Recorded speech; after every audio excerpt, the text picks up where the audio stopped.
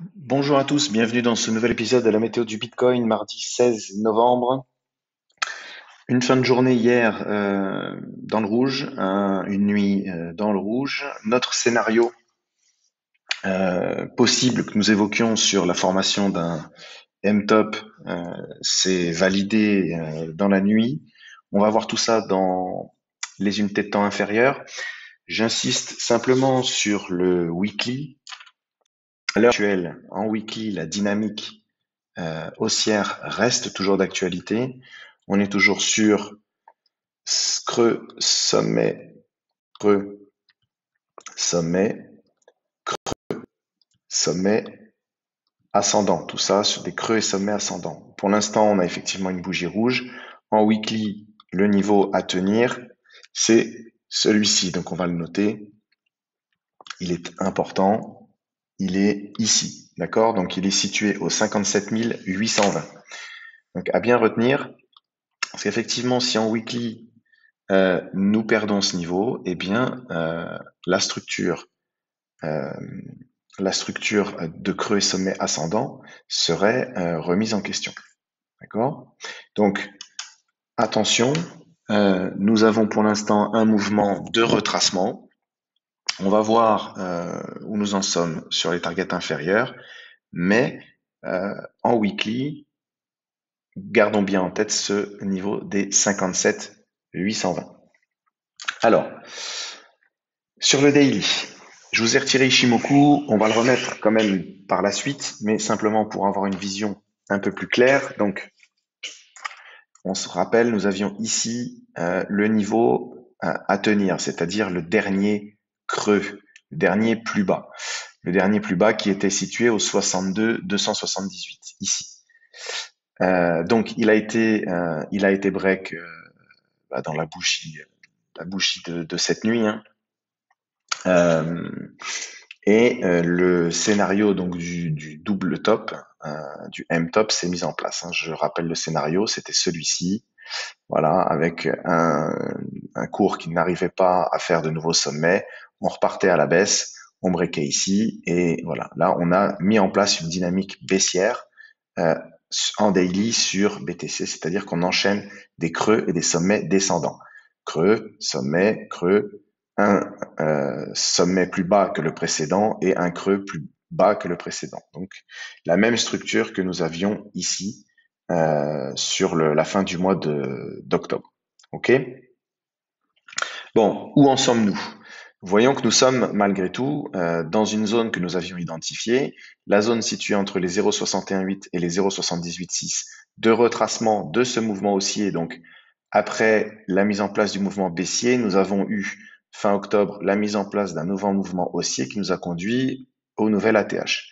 Là, les vendeurs renversent la vapeur et nous ont rejeté dans la zone située entre les 0,618 et les 0,786.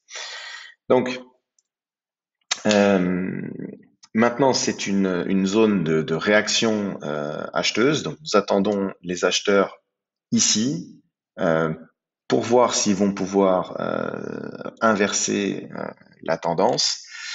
Alors, cette zone, elle est également importante puisque on a un retour dans cette fameuse box, cette fameuse borne des 60 000, 60 800, 900, hein, cette box qui à chaque fois que le cours est entré dedans, donc depuis mi-octobre, hein, a toujours été racheté. Donc là, on a vraiment deux niveaux d'intérêt importants. La zone située entre les 61,8 et 78,6, la box, le niveau des 60 000. Ok.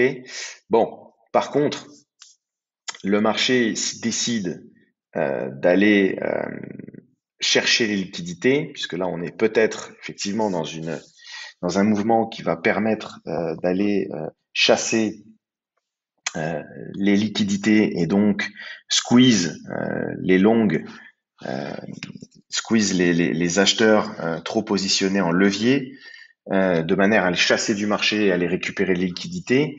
Si ce mouvement est mis en place, c'est certainement pas pour s'arrêter ici, mais c'est pour aller chercher les liquidités qui sont positionnées sous les derniers creux. Donc on a un creux ici, donc sous les 60, ici. On a un creux ici, Et ce creux ici, là, qui est important, euh, sur lequel de nombreux ordres et de nombreuses liquidités sont positionnés. Pourquoi? Parce que c'est le creux qui avait effectivement renversé la tendance baissière sur fin octobre. Donc ici, il y a de nombreuses liquidités qui attendent et le marché a peut-être envie d'aller les chercher. Ok, donc selon moi, et pour être tout à fait objectif, si nous ne tenons pas cette zone, hop là j'efface ça, si nous ne tenons pas donc la zone des 61,8, 78,6, et si nous enfonçons le, le niveau des 60, c'est certainement pour aller chercher sous cette zone, donc avec notre point bas, hein, donc des 57, on le note, hein, hop, ici, avec notre point bas, donc des 57 820 qui correspond eh bien, au niveau weekly à défendre, au plus bas weekly, au dernier creux weekly à défendre. Donc, moralité, et pour résumer, si jamais cette zone pète, le marché va certainement aller chercher par ici et donc remettre en question la dynamique haussière weekly, puisque dans ce cas-là, nous aurions effectivement, nous n'aurions plus d'enchaînement de creux et sommets ascendants. Nous aurions un enchaînement comme celui-ci, donc sommet, creux, sommet. On vient faire un creux plus bas, et donc la dynamique n'est plus une dynamique haussière, puisque nous n'enchaînons plus des creux et des sommets ascendants. Ok? Donc ça, c'est vraiment à surveiller de très près. Pour le moment, j'ai envie de vous dire que ça tient. Alors, il y a d'autres éléments en daily à prendre en compte. Nous allons remettre Ishimoku. Donc, je vous en parlais hier, vous vous en rappelez, notre fameuse Kijun au 63 400. Bon, qui a arrêté le cours sur la bougie d'hier, mais aujourd'hui, enfin cette nuit, elle a complètement été enfoncée. Ce qui n'est pas arrivé depuis très longtemps. Je vous l'ai dit, on l'avait repris au 1er octobre, et depuis le 1er octobre, donc depuis un mois et demi, nous n'avons jamais évolué sous notre Kijun. Un cours qui évolue sous Tenkan et sous Kijun, c'est pas très bullish. Donc, la journée n'est pas terminée. Il se peut très bien que nous ayons euh, un énorme rachat et que nous venions clôturer au-dessus. Je ne sais pas. En tout cas, les zones d'intérêt sont fortes, les zones de rebond aussi. Maintenant, vous savez, la crainte entre guillemets, c'est que le marché aille chercher un peu plus bas. Alors, on a notre MA50 aussi, hein, qui est ici. La MA50 en daily qui drive le prix aussi, qui est très importante, qui pourrait faire office de support, mais on pourrait venir la chercher, mécher en dessous des liquidités qui sont ici, et repartir à la hausse. C'est un scénario tout à fait possible. De plus, on peut tracer donc un FIB depuis donc le renversement du mouvement baissier, donc à fin septembre, jusqu'à notre top actuel. Hop, donc on va se mettre comme ça pour la lecture. Hop là. Donc nous voyons que nous avons par contre nos 38,2, donc de tout ce mouvement haussier, donc depuis fin septembre jusqu'au top, nous avons nos 38,2 qui sont situés aux 58 200. D'accord? Donc tant que nous restons au-dessus des 38,2 de tout ce mouvement aux 58 200, il n'y a pas non plus de grand risque. On voit bien que si on reste au-dessus des 38,2 en clôture, eh bien, nous ne faisons pas de nouveau plus bas. Hein, ça se jouerait à quelques dollars près, mais si on vient sur les 38,2 et qu'on repart, eh bien, en weekly, nous n'avons pas fait de creux plus bas que le précédent. Donc, on est sur une dynamique haussière. Donc, c'est très important de conserver ces zones. Après, moi, ce que je pense, c'est que le marché, enfin, ce que je pense, ce qui semble probable, si jamais le marché veut le faire, c'est qu'effectivement, nous allions chercher ces 38,2, mécher, chercher les liquidités, et puis clôturer peut-être encore de bougies au-dessus et repartir. Voilà ce que les scénarios en daily. Je vous ai pour l'instant noté les différents niveaux.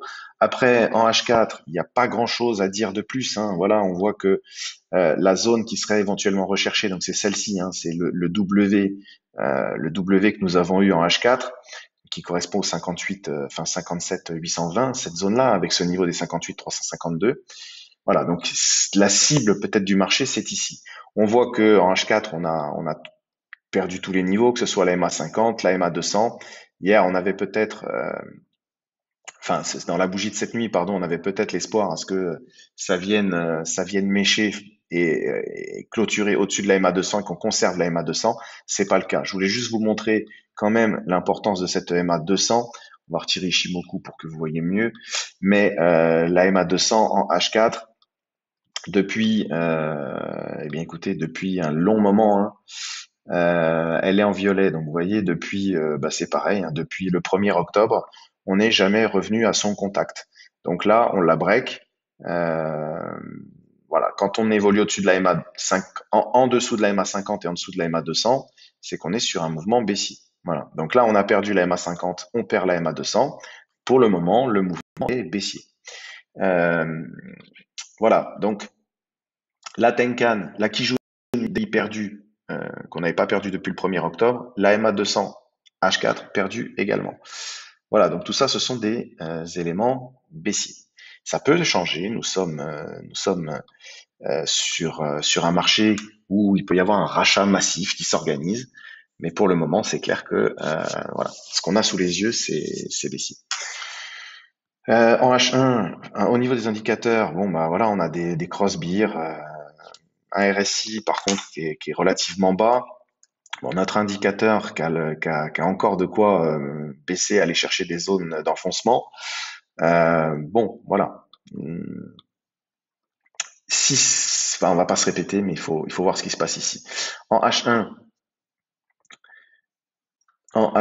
eh bien, même chose, hein, on est en train de travailler. Alors, en H1, je vous ai mis les pivots.